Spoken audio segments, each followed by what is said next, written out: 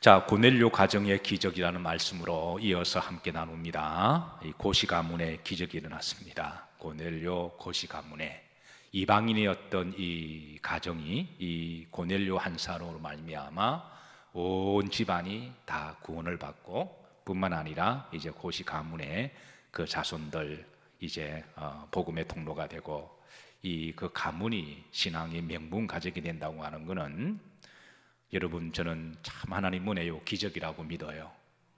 우리가 개인적으로 좋은 일들도 참 기적이라고 하지만, 이런 우상 숭배하는 가정이 한 사람으로 말미암아 주 예수를 믿으라, 그래야하면 너와 네 집이 구원을 얻으리라. 저는 신앙생활 처음 할 때 사도행전 16장 31절 말씀을 제게 주시는 말씀으로 붙들고 기도했습니다.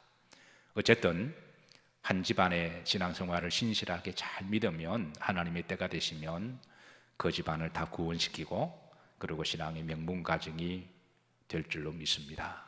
이 고넬료 가정의 기적이 일어났어요. 저는 이제 가족들끼리 가끔 모일 때가 있잖아요. 이제 명절이나 이렇게 또 가족들끼리 대소사로 모이게 되면 이제 항상 이제 제가 막내임에도 불구하고 항상 예배를 집도를 하고, 또 가족들이 다 저를 영적으로 주의 종뿐만 아니라 또 이렇게 존중하면서 그렇게 은혜롭게 예배를 드릴 때마다 참 기적이다, 그런 생각해요. 제가 복음을 전하다 보면 어쩔 수 없이 가끔 우리 집안 이야기를, 저도 가정사 이야기 하기를 참 부담스러운데, 좀 숨기고 싶은데, 때로는 성령께서 또 드러나게 하시고, 또 이를 통하여 복음의 통로가 되게 하실 때는 어쩔 수 없이 또 폭로를 하게 됩니다. 저희 집안이 불교 집안, 우상 숭배 대대로 그런 집안이었는데, 이제 복음이 들어오고 한 사람으로 말미암아 이제 저희 어머님, 아버님, 어머님이 7남매를 낳으시고, 이제 7남매가 다 예수님을 믿고, 7남매가 이제 가정을 꾸리시니까 7남매 곱하기 2하면 14명이 되겠죠. 그리고 부모님까지 합치면 16명. 그리고 그 밑에 손주들이 얼마 전에 헤아려 보니까 17명이 되더라고요. 그러면 총 몇 명이죠? 헷갈리세요? 33명이잖아요. 물론 그 가운데 열심히 믿는 사람도 있고, 날마다 새벽 예배 나가고 교회를 충성을 다하고 열심히 믿는 분도 계시고, 내가 볼 때도 좀 사쿠라 비슷한 사람도 있지만, 그러나 믿음의 가문에서 벗어나지 아니하고 신앙의 가정이 된 것은 여러분, 기적이 아닌가요? 불신앙의 가정에서 복음이 들어가서 그 가정이 33명이 온 가족 구성원들이 일단은 하나님 품 안에 들어오고, 그리고 앞으로 이제 또 뿌리를 내리면 더 많은 가족 식구들이 생기겠죠. 어쨌든 신앙의 가정이 된 것은 저는 우리 가문의 저는 기적이고 하나님 은혜라고 믿습니다. 고넬료 가정이 그런 거죠. 저는 여러분의 가정이 요 근간에 제가 마태복음 10장을 강의하면서 두 가지 어젠다를 우리가 함께 기도를 드리고 있습니다. 구약적으로 12지파의 신앙의 명문 가정이 여러분들로 말미암아 신앙의 명문 가정이 되기를 기도하고 도전하십시다. 그리고 신약 12제자를 통하여 여러분들이 12번째 제자가 되기를 기도하고 도전받으시기를 주의 이름으로 축복합니다. 자, 이 고넬료 가정에 이어서 이제 하나님 말씀 나누는데요, 베드로가 이 고넬료 가정을 만나면서 놀랍고 깨닫고 또 놀라운 일들을 계속 경험해요. 그래서 하나님이 고넬료를 만나 계시기 전에 먼저 선 작업을 하시는데요, 영적 환상을 보여주시죠. 벌레 환상. 그래서 환상 자체도 놀랍고 신비한 일이지만, 그러나 그 벌레 환상이 담고 있는 메시지를 깨달았을 때에 또 베드로가 얼마나 깨달음이 있었을까요? 그리고 또 이제 고넬료를 만났을 때에 고넬료도 환상을 보고 천사를 만났다고 하는 소식을 들으면서 또 놀라고 또 깨닫고, 그리고 오늘 본문에도 보면 35절에 보면 베드로가 또 깨달았다 그렇게 합니다. 이 35절 보십시다.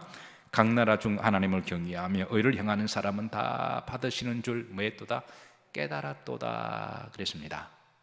그러고 나서 45절 후렴절을 보시면 자 합독합니다. 베드로 함께온 할례 받은 신자들이 이방인들에게도 성령을 부어 주심으로 말미암아 많이 놀라니 그랬습니다. 깨닫고 놀라고 깨닫고 놀라고 은혜 받고 이게 계속 연속적으로 이어가고 있는 거예요. 어떻게 보면 우리 신앙생활이라고 하는 것은 여러분 깨달음의 연속인 줄로 믿습니다. 그리고 놀라움의 연속이기도 합니다. 실제로 우리가 이제 하나님의 은혜를 체험하면 여러분들 중에 하나님 은혜를 체험하신 분들 계실 거예요. 어떤 분들은 환상을 보신 분도 계시고 어떤 분들은 성령의 여러 가지 은사를 받은 분도 계시고 여러분 방언 받으신 분들 중에 방언 받으시고 얼마나 놀라우셨습니까? 여러분들 기도 중에 아마 이 영몽을 꾸신 분들도 아마 놀라셨을 거예요. 또 꿈은 아니고 비몽사몽간에 천사를 보신 분 계시나요? 예수님 보신 분 계십니까? 혹 마귀를 보신 분 계시나요? 저는 우리 집안이 워낙 우상숭배 집안이었기 때문에 이런 집안은 하나님이 그 가정을 복음화시키기 위해서 고넬료 고시 가문도 우상숭배여서 하나님이 천사를 보여주시잖아요. 그러니까 하나님이 좀 이렇게 충격요법을 쓰시는데요, 저 같은 경우는 대표적인 그런 케이스입니다. 물론 하나님 앞에 죽기 살기를 기도했고, 왜냐하면 집안에 워낙 핍박이 심하니까. 그래서 하나님이 긍휼히 보시사 저는 비몽사몽간에 천사를 만나기도 했고, 그리고 예수님을 제가 뵙기도 했고, 심지어 마귀도 제가 봤습니다. 그래서 이런 부분들을 제가 너무 강하게 이야기하면 어떤 사람들은 또 오해하는 분들이 계셔서 제가 적당한 선에서 제가 이야기를 합니다만은, 어쨌든 또 여러분들도 아마 이런 경험을 하신 분들 계실 거예요. 은혜를 체험하고 환상을 보고 성령이 각종 이런 것들을 체험하고 할 때마다 얼마나 여러분 놀라우셨어요. 얼마나 기쁘시고 얼마나 깨달음이 있었습니까? 뿐만 아니라 여러분 말씀을 전혀 몰랐던 사람들이 말씀을 깨달아갈 때 우리가 영적으로도 뭔가 이렇게 짜릿한 엑스타시 경험하는 것도 놀라운 거지만, 그러나 이거보다 더 반석 같은 깨달음은 말씀을 통해서 깨달아가는 것이죠. 말씀 한 구절 한 구절을 하나님이 이제 주의 종을 통하여 풀어주실 때, 또 여러분들이 말씀을 집에서 묵상하시다가 또 깨닫게 될 때, 또 이런 말씀의 사람들을 만나서 우연을 통해서 필연의 만남이 이어질 때, 오늘 베드로와 베시하고 고시가 서로 이야기하다 보니까 서로 환상 이야기가 맞아 착착착 들어가잖아요. 그러니까 또 놀라고, 그래서 우리 신앙생활은 다른 말로 하면 깨달음의 연속인 줄로 믿으시기를 주의 이름으로 축복합니다. 그리고 또 놀라움의 연속이기도 해요. 저는 앞으로 예수님 안에서 이 거룩한 깨달음, 복된 깨달음, 그리고 성령의 놀라움과 그 감동이 여러분 믿음 여정 가운데 자주 있으시기를 주의 이름으로 축복합니다. 자, 오늘 이 베드로가 이제 놀랍게 깨달은 것이 뭐가 있는지 이제 한번 보도록 하시겠습니다. 첫째, 34절입니다. 따라서 하십니다. 하나님은 외모를 보시지 아니하시고 중심을 보시는 하나님이시라. 이거를 베드로가 새삼 깨달았던 거예요. 자, 34절 보십시다. 합독합니다. 베드로가 입을 열어 말하되 내가 참으로 하나님은 사람의 외모를 보지 아니하시고 그랬습니다. 어디서 많이 들어본 말씀이죠? 하나님은 사람의 외모를 보지 아니하시고 뭘 보신다? 마음의 중심을 보신다.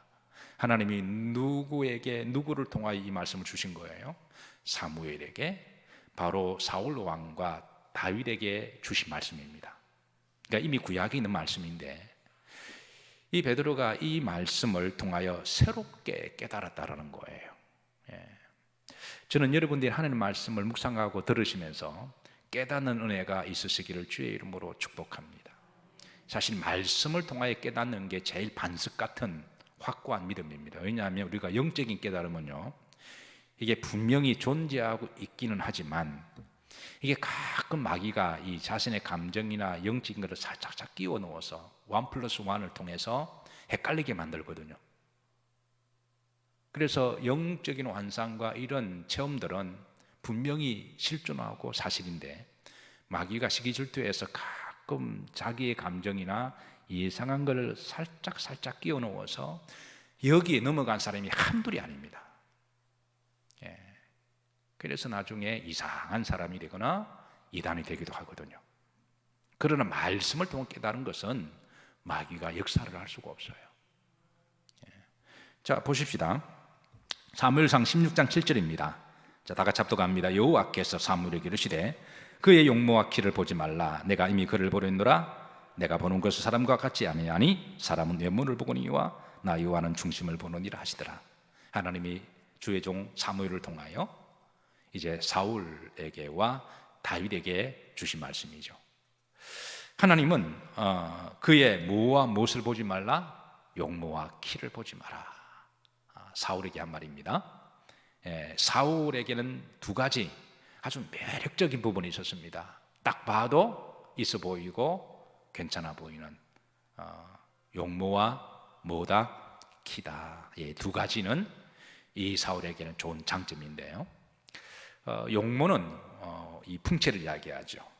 그리고 얼굴을 이야기합니다. 얼굴을 포함해서. 그러니까 굉장히 호감형이라는 거죠. 미남형이고 얼굴도 잘 생겼고 풍채도 있고.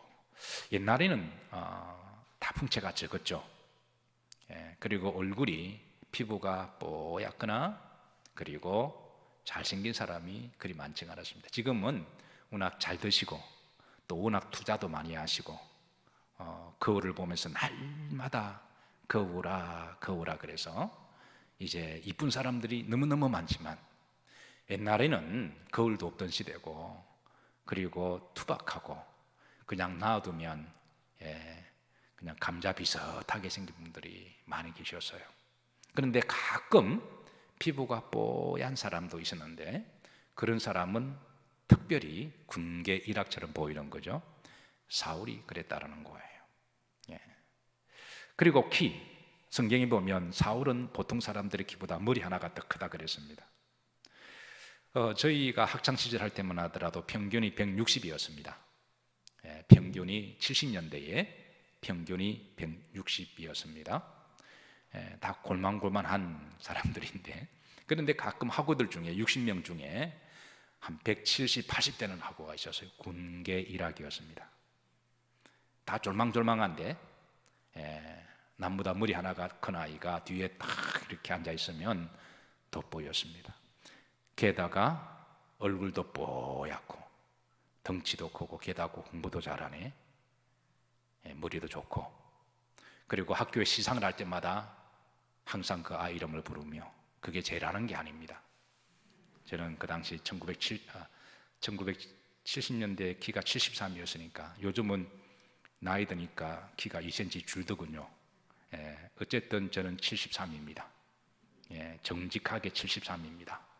속이지 않고 애누리 없이 73입니다. 근데 지금은 작은 키지만 그때는 꽤 괜찮았어요. 게다가 얼굴이 잘 생긴 거는 아니지만 어쨌든 학우 중에 그런 아이들이 간혹 한둘이 있었습니다. 군계 일학이었습니다. 제 친구 중 한 명이 저보다 그 시대에 키가 더 크고 피부가 뽀얗고 쌍꺼풀도 있고 잘생긴 친구가 있었어요. 근데 둘이 다니면 항상 여학생들이 러브레터를 저한테 줍니다. 저보고 전해주라는 거죠. 그래서 그때 제 마음의 그 아픔을 여러분들도 다 아는 줄로 믿습니다. 그 친구가 우리 교회에 나와요. 제가 그 친구를 전도해서 매주마다 신앙생활을 예배를 잘 드리고 있습니다. 어쨌든 학교마다 군계 일학이 있습니다. 사울 왕이 그랬다라는 거예요. 사실은 용모와 키가 수려하고 매력이 있다고 한 것은 좋은 거예요. 그건 나쁜 건 아닙니다. 그런데 하나님은 이제 보십시다. 하나님 사람들은 외모를 보지만 나 여호와는 뭐를 본다? 중심을 보신다. 사울과 다윗에게 있어서 외모는 다윗은 사울에게 비교가 되지 않습니다. 집안도 그러하고. 그런데 중심을 볼 때는 다르다라는 거예요. 사울의 중심에는 항상 세상이 있었습니다. 세상의 욕심, 권력, 성공, 이런 것들이 사울 마음속에 항상 있었습니다. 근데 다윗의 마음속에는 항상 하나님이 영을 사모하는 마음이 있었어요. 다윗의 마음에는 늘 말씀이 있었습니다. 우리가 잘 아는 시편의 1편 1절에 보면 복 있는 사람은 악인의 길을 마지 아니하고 쫓지 아니하고 죄인의 길에 서지 아니하고 오만한 자의 자리에 앉지 아니하고. 사울 왕은 자신이 성공을 위해서라면 악인도 가까이 두고, 그 사울 옆에 도액이라고 하는 악인이 있었거든요. 오늘 새벽에 이 도액에 대한 말씀을 나눴습니다. 사울 왕 밑에는 사기치든 탐욕적이든 거짓말하든 무슨 짓을 하든 정치적으로 자기 도움이 되면 다 가까이 두었습니다. 왜냐하면 사울의 마음에는 항상 그런 게 있었으니까. 근데 다윗의 마음은 이런 악인과, 이 악인들은 여러분 꾀가 많습니다. 악인을 어떻게 분별하냐면요, 우리가 사람 처음 봐서 모르잖아요. 근데 자꾸 꾀를 많이 내는 사람은 여러분 조심하시는 게 좋습니다. 그리고 죄인들은 어떻게 구분하냐? 죄인들은 주로 다니는 길이 있습니다. 도박하는 사람들은 주로 가만히 보면 그 길로 계속 다니고요, 술 먹는 사람들은 계속 술길로 다니고, 음란한 사람들은 계속 음란한 길로, 그런 걸 보면 여러분 그건 분별하셔서 가까이 하지 말아야 돼요. 그리고 교만한 사람, 오만한 사람들은 자리나 명예, 타이틀에 굉장히 신경을 많이 써요. 타이틀, 명예, 이거를 위해서 어떤 너무 예민하게 반응하는 사람들은 조심하는 게 좋습니다. 근데 다윗의 마음은 그런 게 없었다는 거죠. 오직 여호와 율법을 뭐하고 묵상하며 하나님 말씀을 즐거워하는 자로다. 이게 다윗의 마음이 있었던 거예요. 다윗의 마음에는 항상 기도가 있었습니다. 다윗의 마음에는 항상 하나님의 영광과 하나님의 비전과 사명을 감당하고자 하는 그 비전 스테이트먼트가 분명하게 있었던 거예요. 그래서 하나님은 다윗을 보시고 사울을 폐하시고 다윗을 세우시잖아요. 그래서 이 유명한 말씀, 하나님은 외모를 보지 아니하시고 마음의 중심을 보신다. 사랑하는 성도 여러분, 저는 여러분의 마음이 하나님의 기쁨이 되시기를 주의 이름으로 축복합니다. 저는 학창시절에 제 친한 친구와 같이 다니다 보면 용모와 외모는 비교할 수가 없어서 이미 그거는 포기했습니다. 그러나 제 마음속에는 그래도 마음은 내가 더 낫다. 하나님이 기도대로 되게 하셨습니다. 이건 제 생각입니다. 어쨌든 자, 두 번째 깨달은 것은 35절입니다. 35절 합독하십니다. 각 나라 중 하나님을 경외하며 의를 행하는 사람은 다 받으시는 줄 맺도다. 깨달았다. 깨달았다. 따라서 하십니다. 다 받으시는 줄. 그러니까 이걸 깨달았다라는 거예요. 근데 다 받으신다, 이 말 앞에는 자, 각 나라 중 하나님을 경외하며 의를 행하는 사람은 다라는 거예요. 각 나라. 그동안 베드로는 생각하기를 하나님은 유대 민족만 받는다고 생각했습니다. 베드로는 이스라엘 나라만 하나님이 택한 줄 알았어요. 그런데 이 고넬료를 고시를 만나고 난 다음에는 이제 이방인이든 어떤 나라든 간에 하나님을 믿고 또 하나님을 경외하는 사람은 하나님이 다 받으신다는 것을 깨달았다는 거예요. 사실 유대인들은요, 예루살렘 성전은 이방인들은 못 들어갑니다. 여인도 못 들어갑니다. 왜냐하면 하나님이 유대인들, 하나님이 택한 민족 유대인들 남자만 예배를 받으신다고 생각하는 그런 생각 때문에 이방인들은 성전에 가서 예배를 못 드려요. 자, 여러분 성전 구조를 한번 보십시다. 성전 구조를 보시면 예루살렘 성전 구조거든요. 그 이방인의 뜰이 있고, 그리고 여인의 뜰이 있고, 그리고 이스라엘의 뜰이 있습니다. 이방인들은 성전 밖에 외곽의 마당까지는 들어올 수가 있습니다. 그런데 그 안에는 못 들어가요. 그런데 그 안에는 이스라엘 사람들은 들어갈 수 있습니다. 하나님이 택한 백성들. 그런데 여자들은 여인의 뜰에까지만 들어갑니다. 기도를 하더라도 여기에서만 기도를 해요. 성경에 보면 여인들이 하나님께 기도했다라고 하는 여기에서 기도했다라는 겁니다. 그 이상은 못 들어가요. 근데 이제 다음에 들어가는 곳이 이스라엘 남자들만 들어가요. 그게 바로 번제단이 있습니다. 번제단에서 하나님께 예배드리는 사람은 유대인들의 남자들입니다. 아이들도 못 들어가요. 그리고 이제 그 다음에 지성소에 들어가는 성소에 지성소 들어간 사람은 제사장들만 들어갑니다. 이렇게 해서 철저하게 구분되어서 그렇게 신앙적으로 습득화된 사도 베드로는 이제는 하나님이 예수 그리스도 안에서 다 받은 줄로 깨달았다는 거예요. 이 깨달음은 실로 놀라운 깨달음입니다. 심지어 병자들도 병이 있으면 이 번제단에 못 들어가요. 성경에 보면 38년 된 병자가 병고침을 받고 뛰기도 하고 하나님을 찬양하며 성전에 들어갔다 그랬잖아요.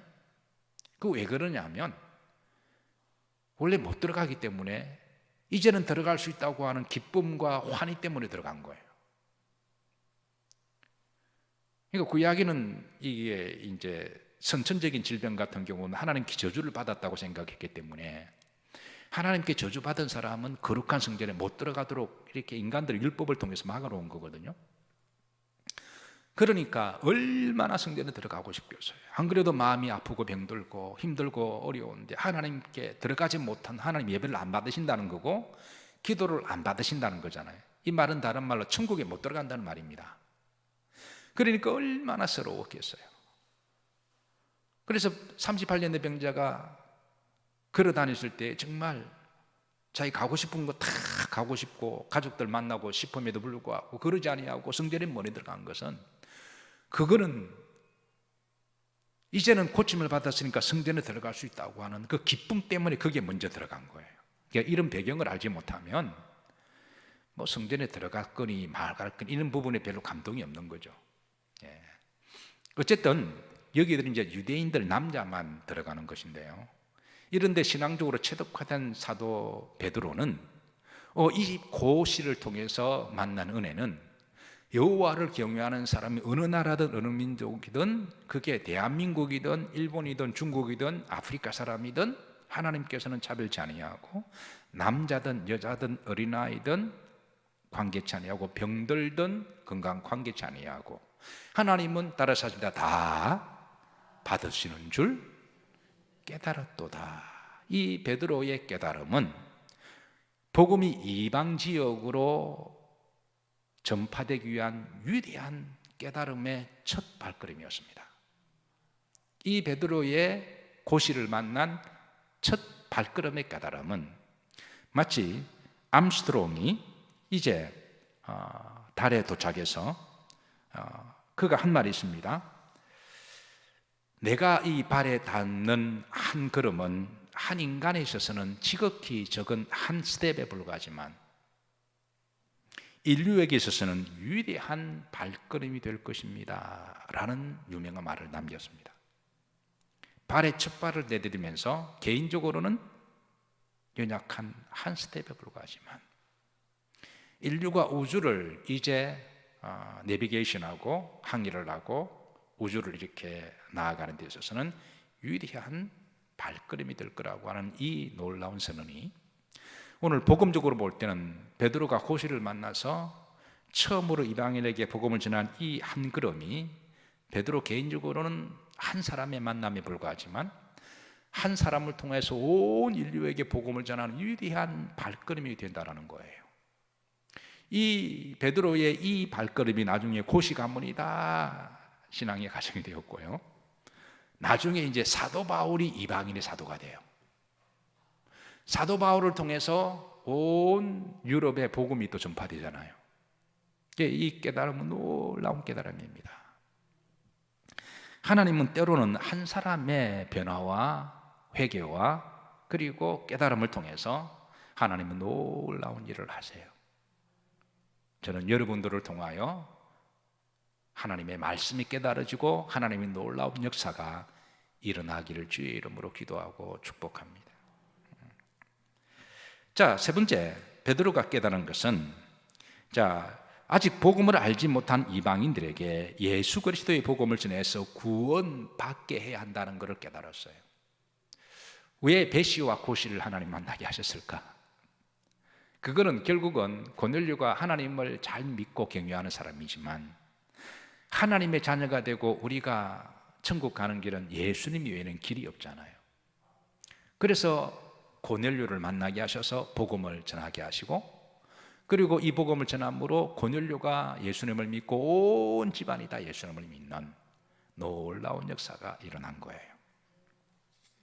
자, 네 번째 베드로가 깨달은 것은 이방인들에게도 성령이 임하는 걸 보고 또 한 번 놀랍니다.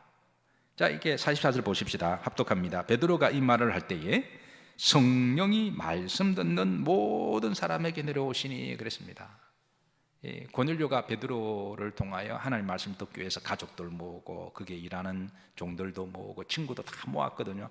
아마 모르게 몰라도 한 100명, 좋게 100명은 이상 모였을 거예요. 일단 고넬료가 백부장이니까 그 수하에 군사가 100명이 있으니까 뭐 다 오지 않더라도 하여튼 뭐 대충 해도 한 100명 정도는 아마 모였을 겁니다.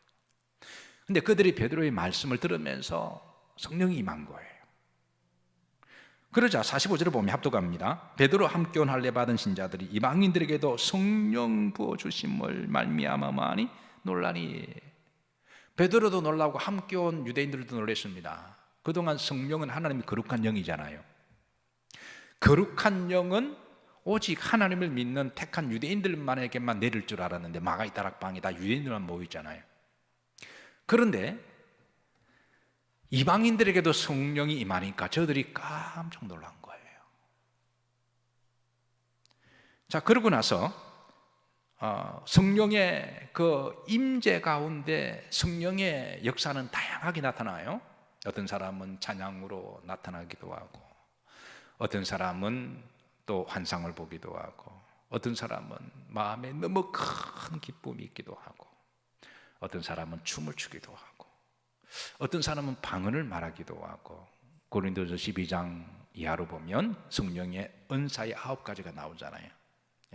다양하게 나타나는데 그 중에 하나를 소개합니다. 성령의 체험에 대해서, 역사에 대해서 대표적으로 방언 하나를 오늘 말씀은 소개를 해요.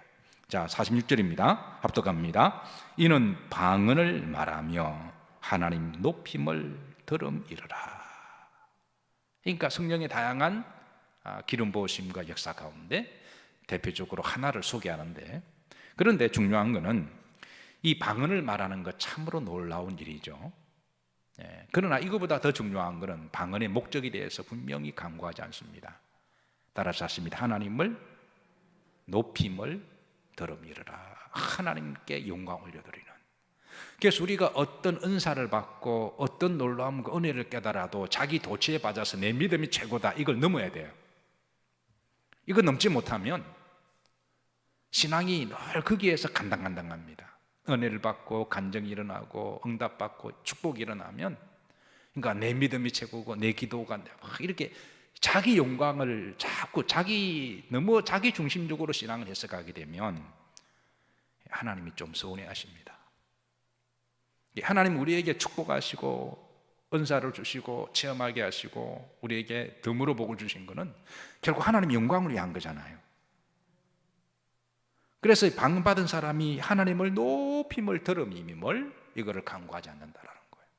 그럼 하나님이 그 영광을 받으시고 더 기뻐하시고 더 복을 부어주시는 하나님이십니다.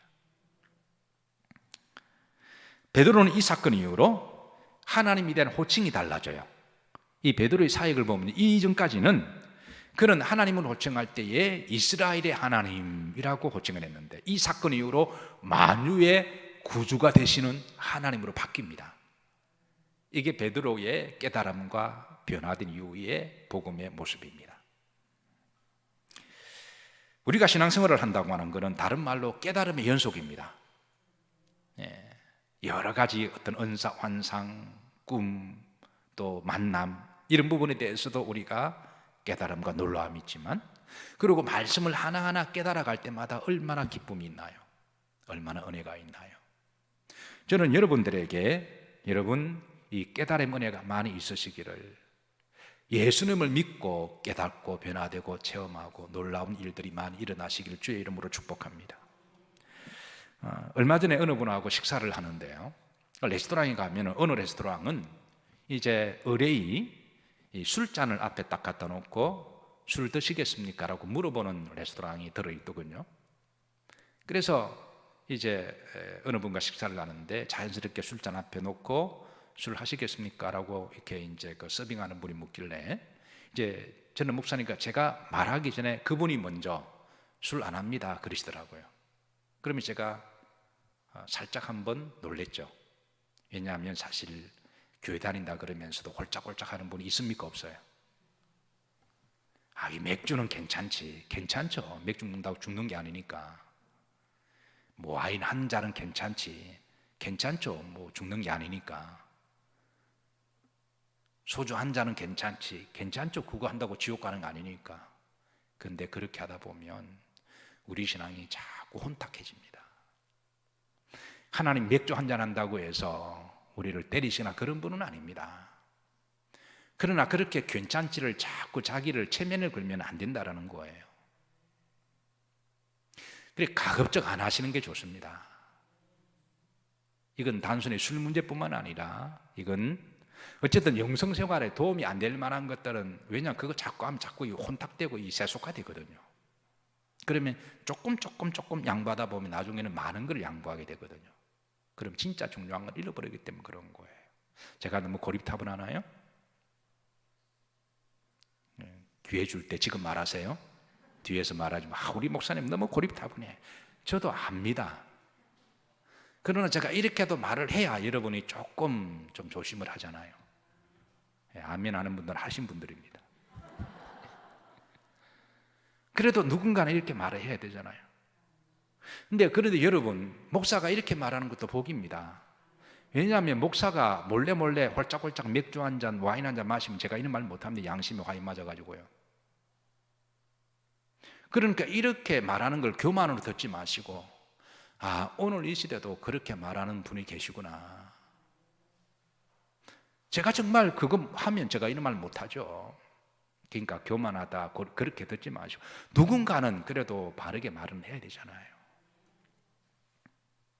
저는 여러분들이 홀짝홀짝 예언은 합니다마는, 어느 집사님 집에 신방 갔더니 인삼주가 큰 게 있더군요. 예배 드리면서 저걸 물어볼까 말까, 마시냐 안 마시냐. 결국은 제가 못 물어봤습니다. 피자 곤란할 것 같아서. 그 인삼주가 있을 이유가 뭐가 있습니까? 그게 중국의 어느 분이 독사를 잡아가지고 술을 먹여서 1년 있다가 먹으려고 그렇게 독사주를 담았는데요, 1년 있다가 뚜껑을 열었는데 독사가 살아서 기어 나와가지고요, 술 먹고 1년 동안 이게 겨울잠을 자가지고요, 술 취한 뱀이 돌아다니면서 막 물어버리면 다 죽잖아요. 안 그래도 그 독이 많은데. 그런 일이 실제로 해프닝이 있었던 거죠. 앞으로 독사주를 담을 한 2년 동안 담아 놓으세요. 그래서 그분이 과감하게 안 하신다 그러셔서 내가 목사인 걸 알고 그러시나, 아마 그러지는 않겠죠. 그분 인격이 있었으니까. 그러면서 진짜 그 외출해서 가고 난 다음에, 목사님 사실은 솔직히 말하면 제가 날마다 한 잔씩은 합니다 그러더라고요. 그래요. 그러니까 목사님 날마다 성령의 술을 합니다. 제가 또 한 번 놀랐습니다. 그러니까 진지함을 웃음을 통해서 이야기하시고, 초대교회 성도들은 다 성령의 술에 취한 사람이라 그랬잖아요. 여러분, 우리 그리스도인들은 세상 사람들을 좀 놀라게 해야 됩니다. 세상 사람들도 우리를 놀라게 하잖아요. 뉴스를 보고 신문을 볼 때마다 웬 살인 사건이 그리 많은지, 웬 그런 깜짝깜짝 놀랄 일들이. 얼마 전에 신문을 봤는데요, 온 가족이 성전환 수술을 한 거예요. 미국에 있는 이 부부가요, 남편은 아내 성전환 수술을 하고 아내는 남편 성전환. 아니 그러면 바뀌잖아요. 그러면 왜 하는지는 모르겠어요. 딸 아들이 있습니다. 아들은 딸 성전환 수술하고 딸은 아들을 성전환. 그러니까 인류의 처음으로 온 가족이 다 성전환 수술한 가정입니다. 깜짝 놀랄 일입니다. 세상은 우리를 참 놀라게 만듭니다. 그래서 우리가 세상 살아가다 보면 가슴이 덜컥 내라는 일이 많잖아요. 안 좋은 거로. 근데 우리 믿는 사람들은 거룩함으로 놀라게 해야 될 사람들입니다. 초대교회 사람들은 세상 사람들은 놀라겠다 그래요. 그래서 세상 사람들이 연병에 걸린 사람들이다, 그렇게 불명을 붙여주기도 했는데요. 어쨌든 우리 믿음 생활은 깨달음의 연속이고요, 그리고 놀라움의 연속입니다. 저는 여러분들이 믿음 생활을 하시면서 더 깨달음이 많으시기를, 하나님 말씀을 깨닫고 머리에 쥐가 나도록 하나님 은혜에 감사하시기를, 그리고 하나님의 놀라운 일들이 많이 일어나시기를, 그거를 통해 하나님의 더욱더 높임으로 올려드리시기를, 한국교회와 한국 성도들이 또 여러분들이 이런 은혜가 축복이 있으시기를 주의 이름으로 축복합니다. 우리 찬양 들으시고